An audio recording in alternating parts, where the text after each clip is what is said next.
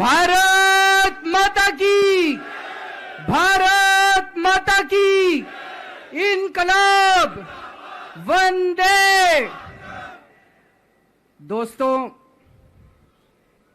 माननीय supreme court ने मुझे 21 दिन की मोहलत दी थी।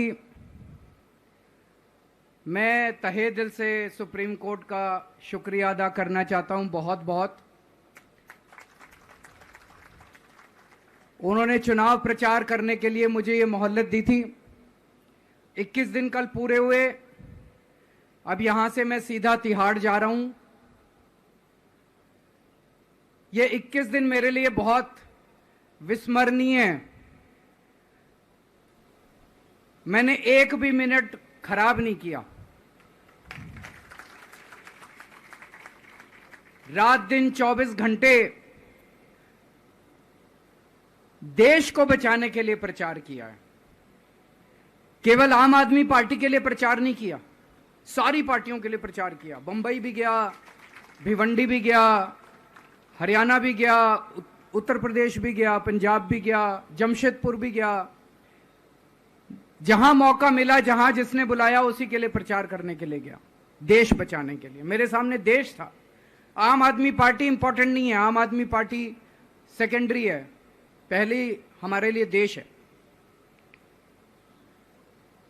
तो मैं दिल्ली के लोगों को कहना चाहता हूं, आज आपका बेटा दोबारा जेल जा रहा है, इसलिए नहीं कि मैंने कोई भ्रष्टाचार किया है, इसलिए कि मैंने तानाशाही के खिलाफ आवाज उठाने की जरूरत की है। इस प्रचार के दौरान एक सबसे बढ़िया बात यह हुई कि सारे देश के सामने प्रधानमंत्री श्री नरेंद्र मोदी जी ने यह कबूल किया कि उनके पास मेरे खिलाफ रत्ती भर भी सबूत नहीं है।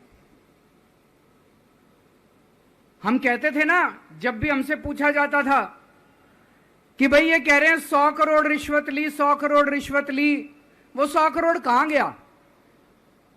500 से ज्यादा जगह तुमने रेड मार ली, कहीं चवन्नी मिली हो, अठन्नी मिली हो, 1 रुपया मिला हो, कहीं हमने खर्च किया हो, कहीं कैश पड़ा हो, कहीं लॉकर में मिला हो, कहीं स्विस बैंक में मिला, कहीं चवन्नी नहीं मिली, तो पैसा कहां गया? तो एक टीवी चैनल के इंटरव्यू में उस टीवी वाले ने मोदी जी से पूछा कि प्रधानमंत्री जी, ये केजरीवाल चारों तरफ कहता घूम रहा है कि आपके पास उसके खिलाफ कोई सबूत नहीं है, आपके पास उसके खिलाफ कोई रिकवरी नहीं है, फिर आपने उसको गिरफ्तार कैसे कर रखा है? पता है प्रधानमंत्री जी ने क्या कहा? प्रधानमंत्री जी कहते हैं, मैं मानता हूं कि केजरीवाल के खिलाफ कोई सबूत नहीं है, मैं मानता हूं कि केजरीवाल के खिलाफ कोई रिकवरी नहीं है, क्योंकि केजरीवाल अनुभवी चोर है।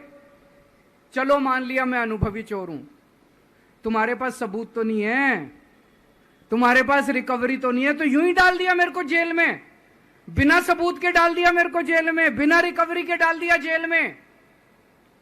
देश के इतिहास में 75 साल में सबसे ज्यादा बहुमत से आई हुई सरकार है।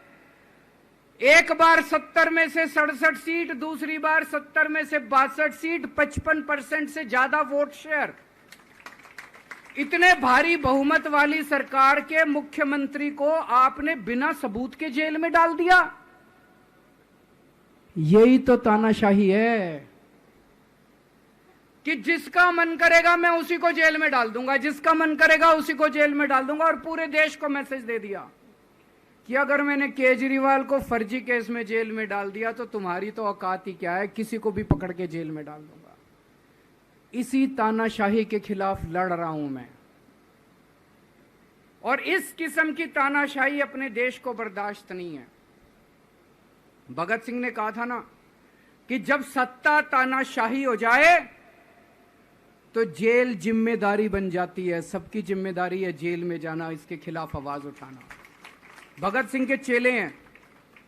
भगत सिंह देश को बचाने के लिए, देश को आजाद कराने के लिए जेल गए थे। भगत सिंह देश को आजाद कराने के लिए फांसी पे चढ़े थे।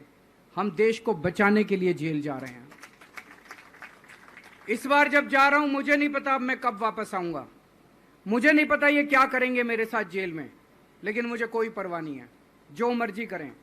अगर भगत सिंह फांसी पे चढ़ गए, मैं भी फांसी पे चढ़ने के लिए तैयार हूं।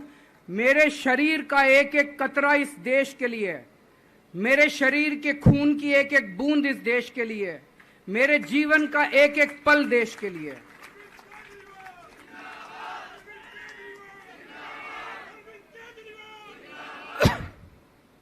अभी मैं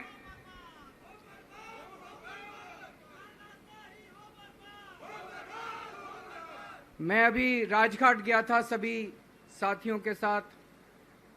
महात्मा गांधी की समाधि पे हम लोगों ने श्रद्धांजलि दी। गांधी जी ने इस हमारे देश से तानाशाही का अंत किया था, वो हमारे लिए प्रेरणा स्रोत हैं। उसके बाद हम कनॉट प्लेस गए, हनुमान मंदिर, वहाँ पे हमने हनुमान जी के मंदिर में जाके हनुमान जी का आशीर्वाद लिया। 4 तारीख को भी मंगलवार है, भली करेंगे बजरंग बली, करेंगे कि नहीं करेंगे? बोल बजरंग बली की। इनका नाश करेंगे, तानाशाहों का नाश करेंगे। अपने को किसी व्यक्ति विशेष से अपनी कोई दुश्मनी नहीं है, अपनी दुश्मनी तानाशाही से है। तानाशाही बर्दाश्त नहीं है अपने को। तो 4 तारीख को भी मंगलवार है और बजरंग बली का मेरे ऊपर, पार्टी के ऊपर बहुत आशीर्वाद है, देश के ऊपर बहुत आशीर्वाद है। मैं प्रार्थना करने गया था बजरंग बली को कि हे बजरंग बली, मेरे देश को बचा लो। अभी कल एग्जिट पोल आए हैं, मेरे से लिखवा लो, सारे एग्जिट पोल फर्जी हैं, बिल्कुल फर्जी हैं। एक एग्जिट पोल वाले ने राजस्थान में टोटल 25 सीट है, उसमें 25 में से 33 दे दिए उन्होंने बीजेपी को। ऊपर से आया होगा भाई बीजेपी को ज्यादा देने हैं, तो उसने कहा मोदी जी क्या याद रखोगे आप भी, आपको 25 में से 33 दे दिए। तो पूरा का पूरा फर्जी है, पूरा एग्जिट पोल फर्जी है। लेकिन असली मुद्दा ये है, इनको गिनती से 3 दिन पहले फर्जी एग्जिट पोल कराने की क्या जरूरत थी, ये समझने वाली बात है। मेरे को भी समझ नहीं आया। कई सारे लोगों की कई सारी बातें चल रही हैं। एक ये चल रहा है कि इन्होंने मशीनों का घोटाला कर दिया, लेकिन मैंने संदीप पाठक को भी बोला है और मैं सारे इंडिया गठबंधन की पार्टियों को बोलना चाहता हूं, अपने अपने काउंटिंग एजेंट को बोल दो, पूरी तरह से सतर्क रहे। आखिरी तक अगर हार भी रहे हैं तब भी उठ के ना आए। कई बार क्या होता है, 1 राउंड में, 2 राउंड में, 3 राउंड में हार गए तो उठ के चले जाते हैं। उठ के नहीं जाना। सबसे लास्ट में रैंडम जितने बूथ होते हैं, ईवीएम मशीन होती है, उसकी पर्चियां पड़ती हैं। उन पर्चियों में से 5% पर्चियां उठाई जाती हैं। उन 5% ईवीएम की मैचिंग वीवीपैट की स्लिप से कराई जाती है। वीवीपैट पे जो स्लिप है उसकी काउंटिंग होती है, जैसे बैलेट पेपर की काउंटिंग होती थी, और उसकी काउंटिंग और ईवीएम की चेकिंग होती है दोनों की। एक भी मशीन अगर मैच ना करे तो वहां चुनाव रद्द कर दिया जाता है। तो अगर आपने ये चेकिंग कर ली वहां पे, तो इसका मतलब फिर ईवीएम का घोटाला हम बचा सकते हैं। फिर ईवीएम के घोटाला अगर कर रखा इन्होंने तो हम उसको एक्सपोज कर सकते हैं। तो सब लोगों ने लास्ट तक रुक के, आपका कैंडिडेट हार भी रहा है तब भी आखिरी तक रुक के आपको ये ईवीएम की चेकिंग करा के आनी है, ईवीएम और वीवीपैट की मैचिंग करा के आनी है। एक थ्योरी ये चल रही है कि इन्होंने इतना ज्यादा सीटें इसलिए दिखाई क्योंकि इनके लोगों ने शेयर मार्केट में इन्वेस्ट कर रखा है, और कल जब शेयर मार्केट खुले तो बम्पर होगा, तो ये अपने शेयर बेच बाच के खुद तो निकल लेंगे। बाकी एक थ्योरी ये चल रही है कि अफसरशाही पे दबाव डालने के लिए अगले 3 दिन में अफसरों से उल्टे सीधे काम कराने के लिए एक माहौल बना दिया गया। भाई आ तो हम ही रहे हैं, तो हमारी बात मानो, उल्टे सीधे काम करो, काउंटिंग में गड़बड़ कराएंगे, सब कुछ करेंगे, लेकिन फिर से मैं कह रहा हूं, अपने को, अपने काउंटिंग एजेंट, एआरओ, सब आरओ, सब लोगों को अपने को ट्रेन करके भेजना है और अपने को चौकन्ना रहना है। बाद में हम कहते रहे इन्होंने ये कर दिया, उसका कोई फायदा नहीं होगा, अभी अपने को चौकन्ना रहना है। एक थ्योरी ये चल रही है कि अगर इन्होंने कल ही कम सीट दिखा दी होती एग्जिट पोल वालों ने, तो हो सकता है कि इन दोनों के खिलाफ आरएसएस में और बीजेपी में कल ही बगावत शुरू हो जाती, 4 तारीख तक इंतजार ही नहीं होता, हो सकता है। तो कई सारी थ्योरी चल रही हैं, लेकिन अपने को सतर्क रहना है, चौकन्ना रहना है। मेरा अपना मानना है कि 4 तारीख को इनकी सरकार नहीं बन रही है। ये एग्जिट पोल से घबराने की जरूरत ही नहीं है, माइंड गेम है इनका, माइंड गेम खेल रहे हैं। आपको डिस्करेज करने के लिए, डिप्रेशन में डालने के लिए बिल्कुल नहीं जाना। आप उससे जाओ कि आप जीत रहे हो, आप अपने उस कॉन्फिडेंस से जाओ कि आप जीत रहे हो, और आखिरी तक आपको बैठे रहना है, किसी भी हालत में बैठे रहना है आपको। हमें हर एक को लड़ना पड़ेगा। ये चुनाव किसी पार्टी का या किसी नेता विशेष का नहीं है, ये चुनाव इस देश को बचाने के लिए है, इस देश में जनतंत्र को बचाने के लिए है।